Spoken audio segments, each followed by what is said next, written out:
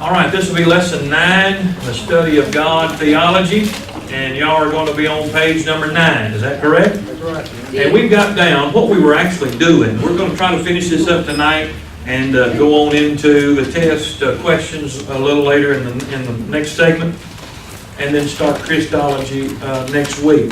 What we've been doing, talking about, I think we're under a number 3, the acts of God indicate personality. In other words, He's a personal God. He's not just a ghost or a person, like some people, well, He's in the chalkboard, He's in this pulpit, He's, God's in. He's a personal God. And some of the things that we've been talking about, God created. I mean, He's personal. God sustains. He's holding everything in its place. And we talked about that. God cares. I think it's where we got to last week, small c. 1 Peter 5:7. God cares for you. He cares everything about you. And then the small d, and that's where we're going to get to, God promotes. That's found in Psalm 75 and verse 6. And we'll read that. Psalm 75 and verse 6. How many of you have heard this? And I've been guilty of it myself, and probably you have too. Boy, I sure got lucky. Or if you missed, almost had a wreck, you're texting, you almost hit somebody in the rear end, and caught it right up saying, oh boy, whew, I was lucky. I've said that, and we've all done that.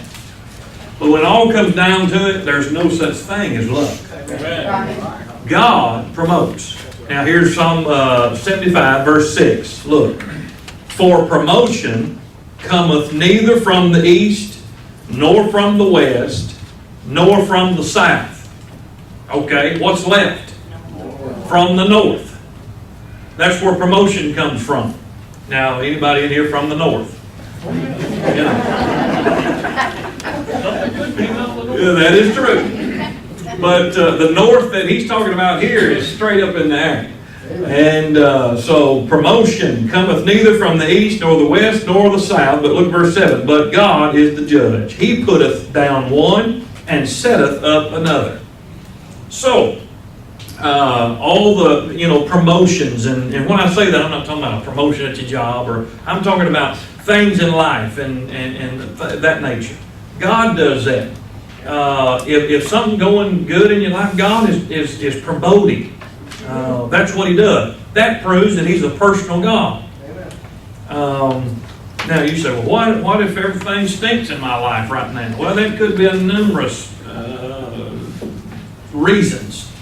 It could be sin. It could be God's trying to get your attention about something. It could be just God trying to teach you through a storm. God trying to make you a better person out of the whole deal. There's multiple things about that.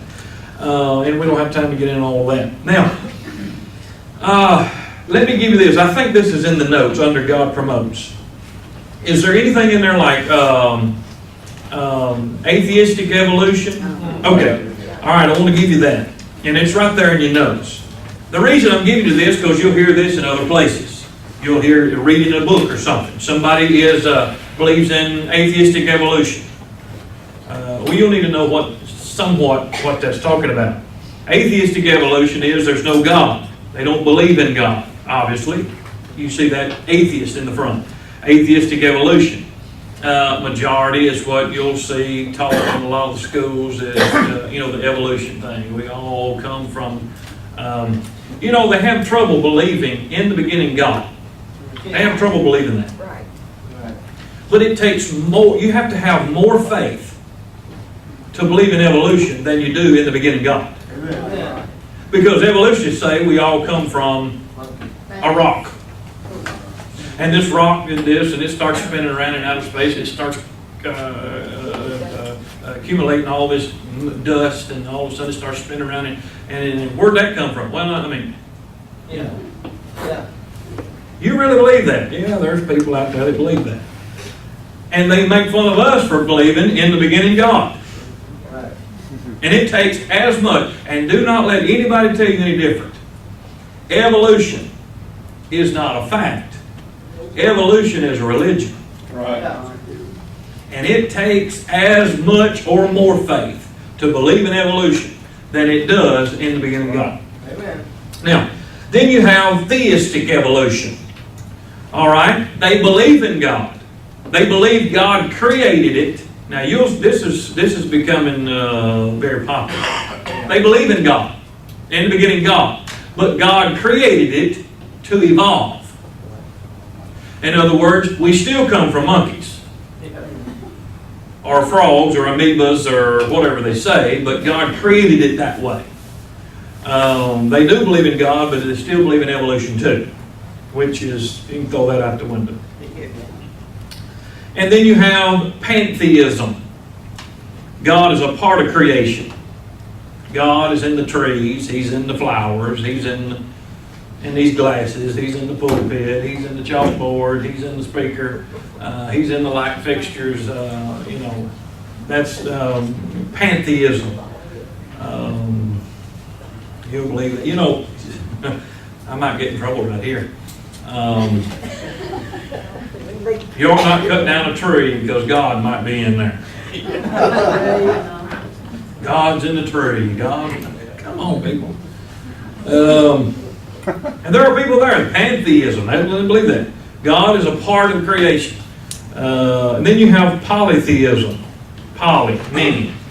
Many gods. They believe in God. Now, that is becoming popular. Now, what I mean by that is, you'll see, here's the theology going on now. And this is the only way I know to say it. Oprah.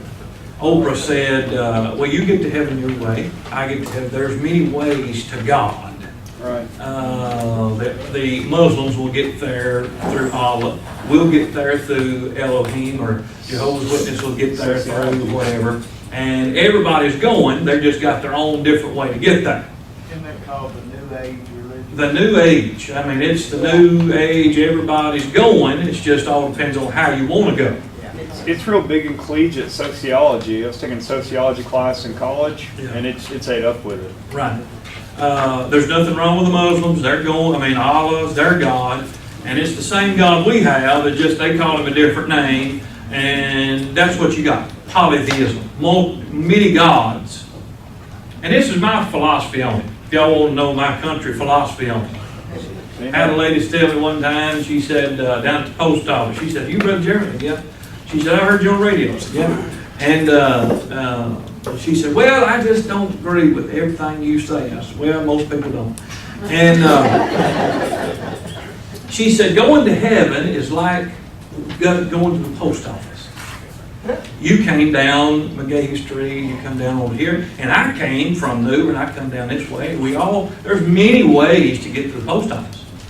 I said, "Ma'am, you are exactly right." I said, "That's a wonderful way to look at it." I said, "But the only problem is, ma'am, that when we die, we're not going to the post office." There are many ways to the post office, but there's not but one way to heaven. And so anyway, all right. Now let's look at a number 4. Now this right here, those of you that were in the first couple of classes, is going to be repetitive. But you need to remember this. Repetition is the key to learning.